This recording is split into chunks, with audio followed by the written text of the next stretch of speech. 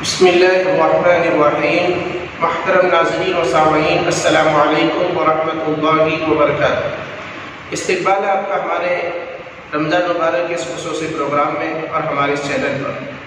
آج آپ حضرات کی خدمت میں عید الفطر کے نماز کے طریقے کے تعلق سے خاص اہم پیغام لے کر حاضر ہوئے۔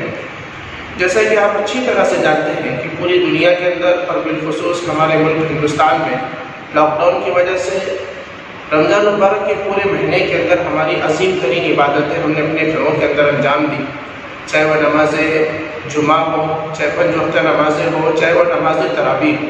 ساری نمازوں کو ہم نے ان حالات کے پیش نظر گھر ہی کے اندر ادا کی، حکومت کے احکام کی پابندی کرتے ہوئے۔ اب اسی کے پیش نظر اب ایک بہت ہی قیمتی ترین عمل عید الفطر جو رمضان کے روزے کے بعد ایک اللہ کی طرف سے ہمارے لیے ایک تحفہ ہے، وہ عید الفطر کی نماز کی شکل میں ہے۔ آج بہت سارے لوگ پریشان ہیں کہ اب عید الفطر جو زندگی میں پہلی مرتبہ ایسے حالات آئے ہیں کہ ہمیں نماز گھر کے اندر پڑھنا پڑ رہا ہے، عیدگاہ میں یا مسجد میں نہیں جانا پڑ رہا ہے حالات کی وجہ سے، تو بہت پریشانی ہو رہی ہے کہ اب اس نماز کو ہم کیسے ادا کریں۔ اس کا مختصر سا آسان طریقہ آپ حضرات کے سامنے پیش کر رہے ہیں کہ عید الفطر کی نماز کو ہم کیسے پڑھیں اور کیسے پڑھائیں۔ تو عید الفطر کی نماز کا طریقہ آپ حضرات کی خدمت میں پیش نظر ہے۔ جیسے کہ سب سے پہلے تو ہم نیت کریں گے۔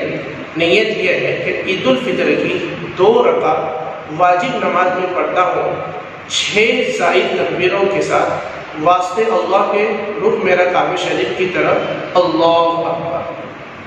اور اگر ہم امام کے پیچھے پڑھ رہے ہیں تو امام کے تابع کی نیت بھی ہمارے لیے ضروری ہے، وہ اس طریقے سے کریں۔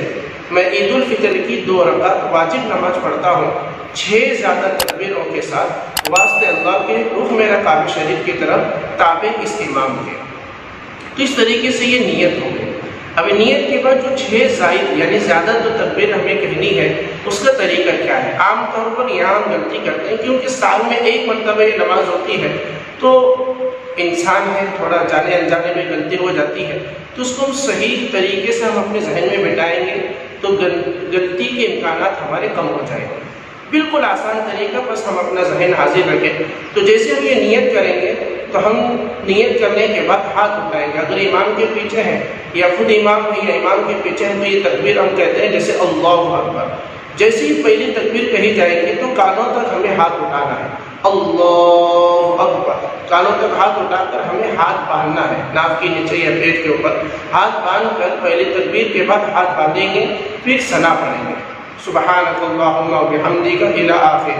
یہ پورا ثنا پڑھنے کے بعد عام طور پر ہمارا معمول ہے کہ تعوذ اور تسمیہ اور سورۃ الفاتحہ پڑھتے ہیں، لیکن 6 زائد تکبیر اس نماز کے اندر ہے، تو ثنا پڑھنے کے بعد دوسری تکبیر کی جب آواز آئے گی یعنی اللہ اکبر کی، تو اللہ اکبر بولتے ہوئے کانوں تک ہمیں ہاتھ اٹھانا ہے، پھر چھوڑ دینا ہے۔ پھر تیسری مرتبہ اللہ اکبر بول کر کانوں تک ہاتھ اٹھانا ہے، پھر ہمیں چھوڑ دینا ہے۔ پھر چوتھی مرتبہ کانوں تک ہاتھ اٹھا کر ہمیں ہاتھ کو کیا ہے باندھ دینا ہے۔ تو اس طریقے سے معمول کے مطابق امام سورۃ الفاتحہ پڑھیں گے، پھر کوئی بھی ایک سورہ پڑھیں گے، اگر ہو سکے تو مسنون قرات میں سے ایک سورہ سبح اسم ربک الاعلی، اس سورت کو ہم پڑھیں۔ اگر نہیں آتی تو قرآن میں سے کسی بھی ایک سورت کو ہم پڑھیں گے تو چلے گا۔ پھر اسی طریقے سے رکوع ہوگا، سجدہ ہوگا، پھر اس کے بعد امام دوسری رکعت کے لیے کھڑے ہو جائے گا۔ تو معمول کے مطابق امام سورۃ الفاتحہ دوسری رکعت میں بھی پڑھیں گے، پھر اس کے بعد دوسری رکعت میں سورۃ الفاتحہ پڑھنے کے بعد پھر کوئی ایک سورہ قرآن پاک میں سے ہمیں پڑھنا ہے۔ ہو سکے تو حل عطا و حدیث الغاشیہ اس سورت کو ہم پڑھیں، اگر نہیں آتی تو قرآن میں سے کسی بھی ایک سورت کو پڑھنے سے نماز ہماری ہو جائے گی۔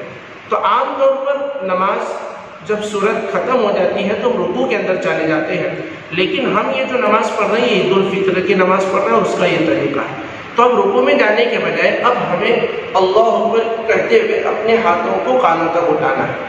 پہلی مرتبہ جب اللہ اکبر کی آواز آئے گی دوسری رکعت میں کانوں تک ہاتھ اٹھا کر ہمیں ہاتھ کو کیا چھوڑ دینا ہے۔ پھر دوسری مرتبہ اللہ اکبر بولتے ہوئے کانوں تک ہاتھ اٹھانا ہے، پھر ہاتھ کو چھوڑ دینا ہے۔ پھر تیسری مرتبہ کانوں تک ہمیں ہاتھ اٹھانا ہے، پھر ہاتھ کو ہمیں چھوڑ دینا ہے۔ پھر چوتھی مرتبہ اللہ اکبر بول کر کانوں تک ہاتھ اٹھائے بغیر رکوع کے اندر ہمیں جانا ہے۔ 3 مرتبہ کانوں تک ہاتھ اٹھا کر ہمیں ہاتھ چھوڑ دینا ہے. 4تھی مرتبہ جب اللہ اکبر ہم کہیں گے تو بغیر ہاتھ اٹھائے کے سیدھا رکوع کے اندر چلے جائیں گے. پھر معمول کے مطابق رکوع کی تسبیح ہوں گی، 2 سجدے ہوں گے، تشہد، درود ابراہیم، دعائے معصورہ پڑھیں گے. پھر دونوں طرف سلام پھیرا جائے گا. ہو سکے تو ہم دعا کریں، نہیں بھی کریں گے تو 2 خطبے ہمیں نماز عید کے بعد پڑھنے ہیں. تو ان 2 خطبوں کے بعد میں ہم نماز ہماری کیا مکمل ہو جائیں گی. تو یہ نماز کا مختصر سا ہمارا طریقہ تھا.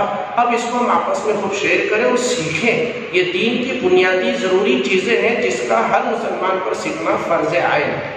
تو یہ مختصر سا طریقہ تھا، ہم اس کو آپس میں شیئر بھی کریں. پھر اس کے بعد عید الفطر کی نماز کن کن لوگوں پر واجب ہے، کن کن لوگوں سے یہ نماز عید ساقط ہو جاتی ہے، اس کا مختصر سا ویڈیو حضرات علماء کرام کے فتاوی کی روشنی میں آپ حضرات کے سامنے پیش کریں گے، جو دوسری مجلس کے اندر ذکر کیا جا رہا ہے، تاکہ امت گمراہی سے بچ کر صحیح عمل کی طرف آ جائے. بعض مرتبہ بہت سارے لوگ کم علمی کی وجہ سے یا کم فہمی کی وجہ سے ایسی باتیں جاری کر دیتے ہیں کہ جس سے امت کا بہت بڑا طبقہ لا علمی اور جہالت کی وجہ سے گمراہی کی طرف چلا جاتا ہے. تو کن لوگوں پر نماز عید ان حالات میں واجب اور کن پر واجب نہیں ہے، یہ ساری تفصیلات حضرات علماء کرام کے فتاوی کی روشنی میں آپ حضرات کے سامنے ذکر کیے جائیں گے. تب تک کے لیے اجازت دیجیے. السلام علیکم ورحمۃ اللہ.